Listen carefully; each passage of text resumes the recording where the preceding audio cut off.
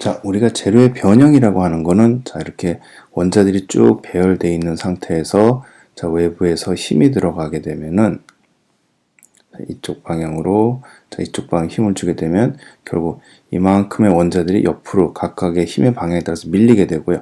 그럼 어떤 특정 면을 기준으로 해서 원자들이 이제 밀리는 현상을 볼 수가 있고, 이게 더 힘이 심해지면은 자, 요 원자 결합들이 이제 더 이상 유지되지 못하고 이제 서로 손을 놓고 이웃한 새로운 원자들과 결합을 하게 되는 게 재료의 변형이었어요. 그래서 결과적으로 변형 전과 변형 후를 비교해 보게 되면은 각각 원자들이 이웃한 새로운 원자들과 결합을 하게 되는 것을 확인할 수가 있게 되는 거죠.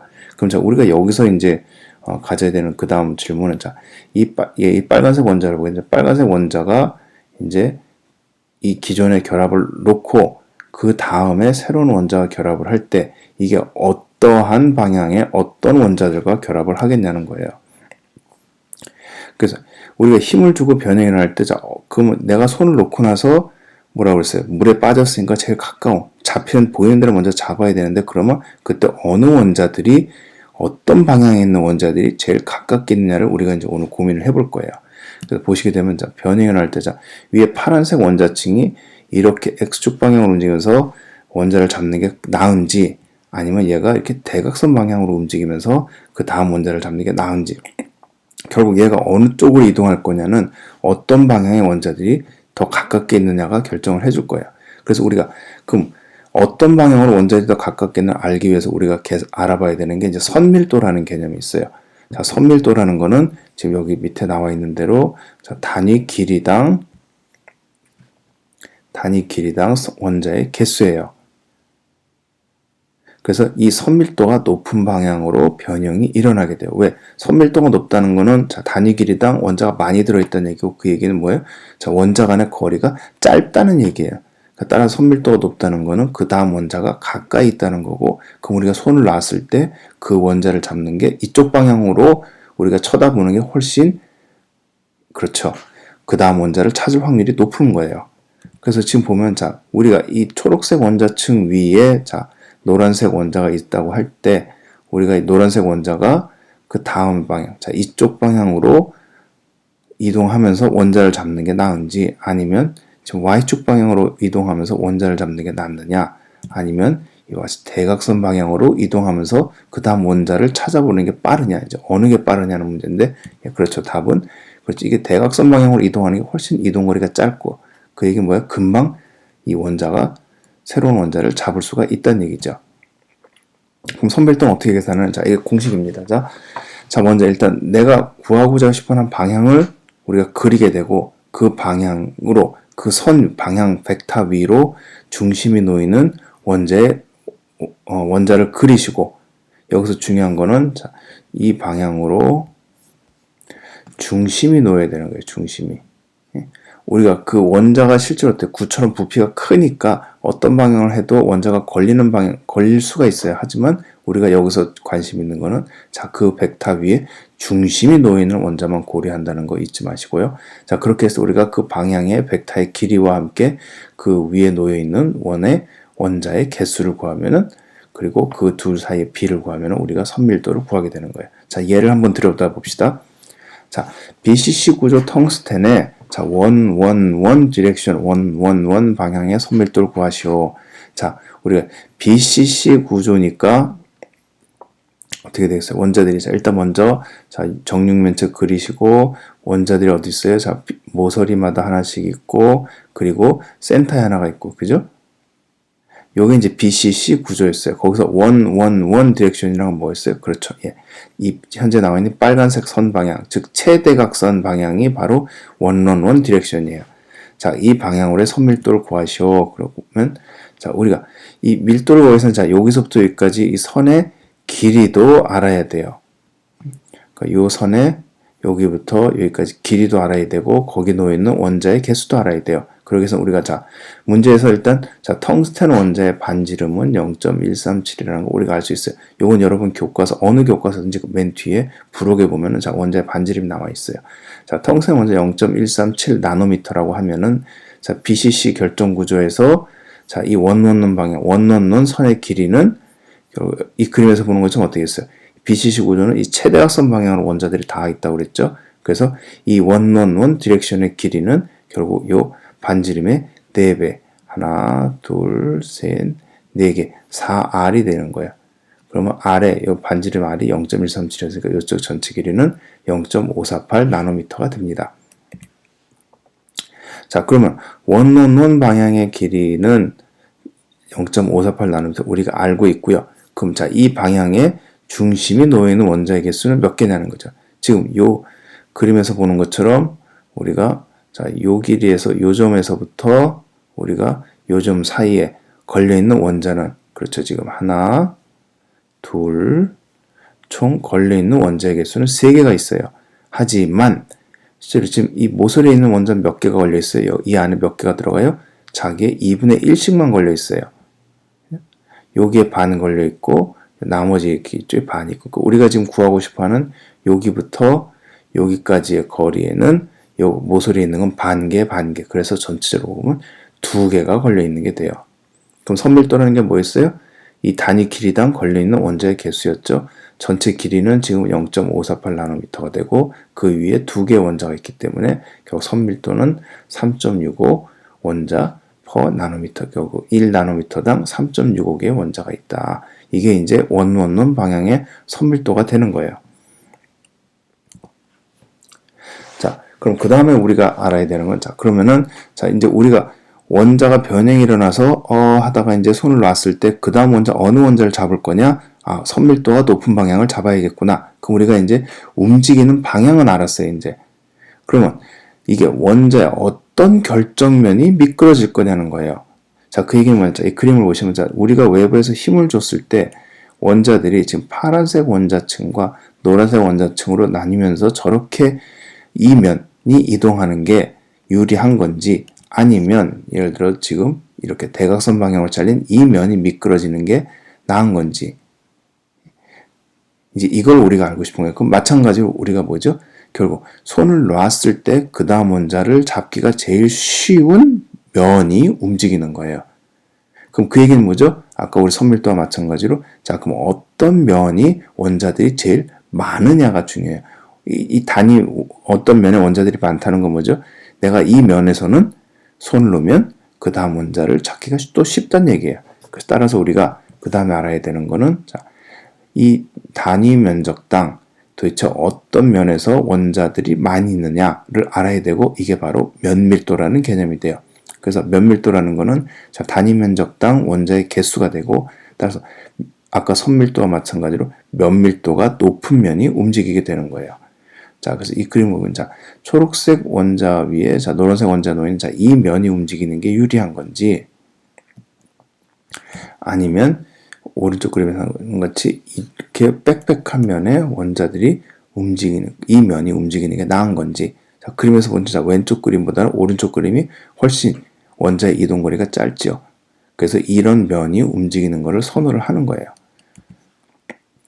그럼 면밀도는 어떻게 구하느냐? 면밀도의 정의는 자, 단위 면적당 원자의 개수고, 그럼 우리가 일단 자, 우리가 알고 싶어하는 면을 그리고 그 면에 중심이 놓이는 원자를 그리셔야 돼요.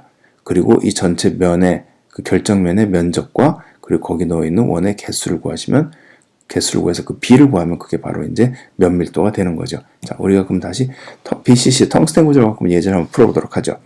자, BCC 텅스텐의 111 면밀도를 구하시오. 그러면 자, 제일 먼저 해야 될 건 우리가 BCC 결정 구조를 그리는 거죠. BCC라는 건 아까 얘기했듯이 자,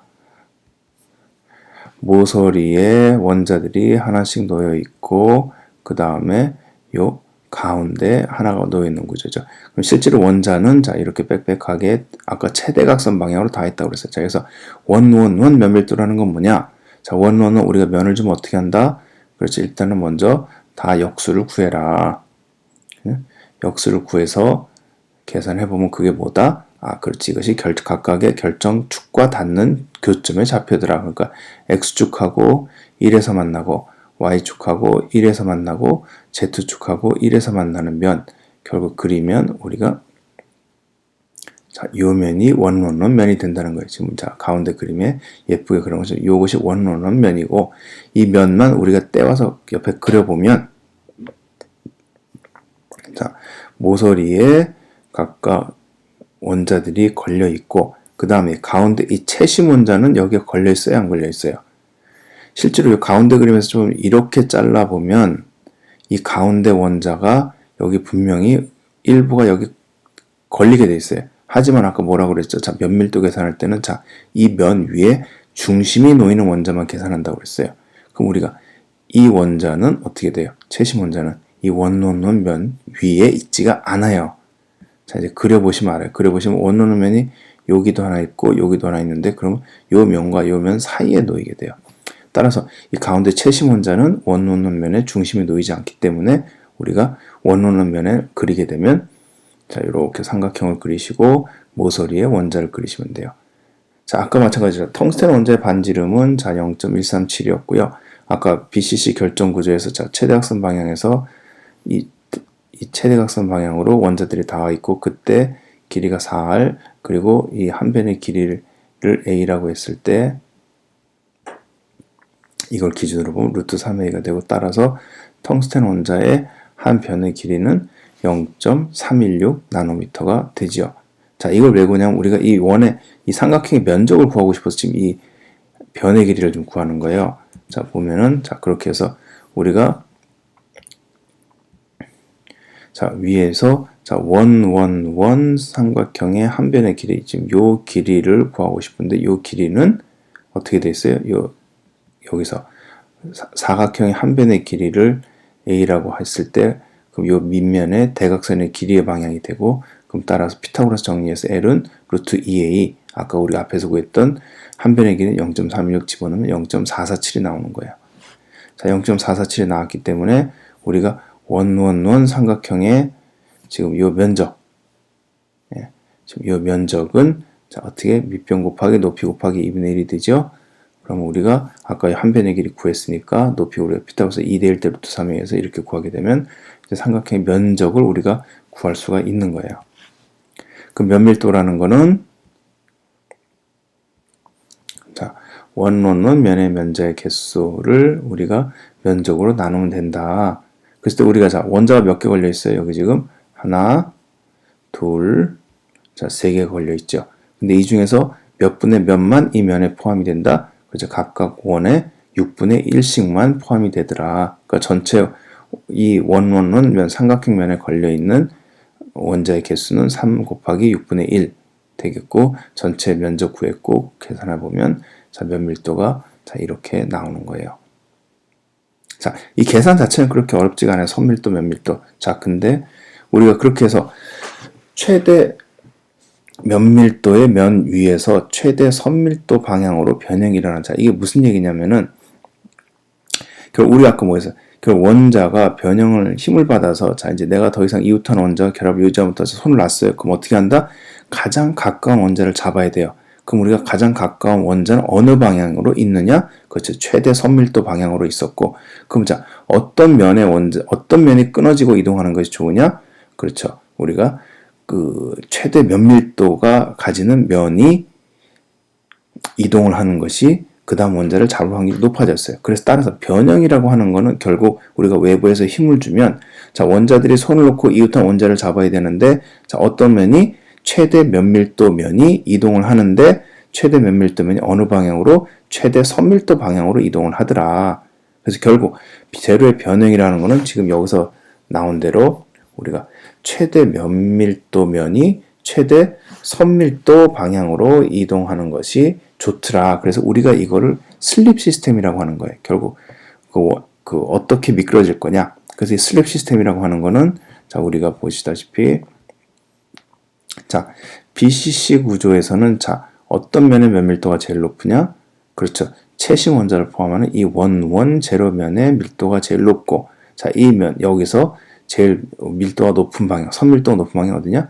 최대각선 방향 원 디렉션이 되더라.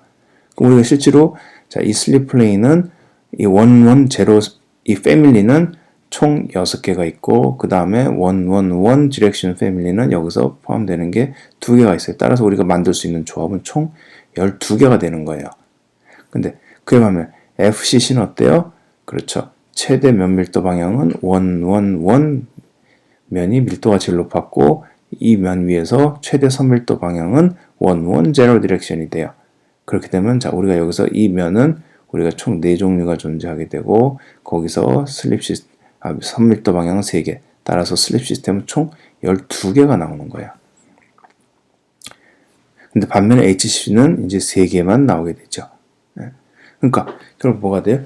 이 슬립 시스템이 많다는 얘기는 이 개수가 많다는 얘기는 뭐예요? 원자가 손을 놓았을 때 그 다음 원자를 잡을 수 있는 확률이 그렇죠. 높다는 거예요. 그럼 슬립 시스템이 많을수록 그렇죠. 변형이 일어나기가 쉽더라.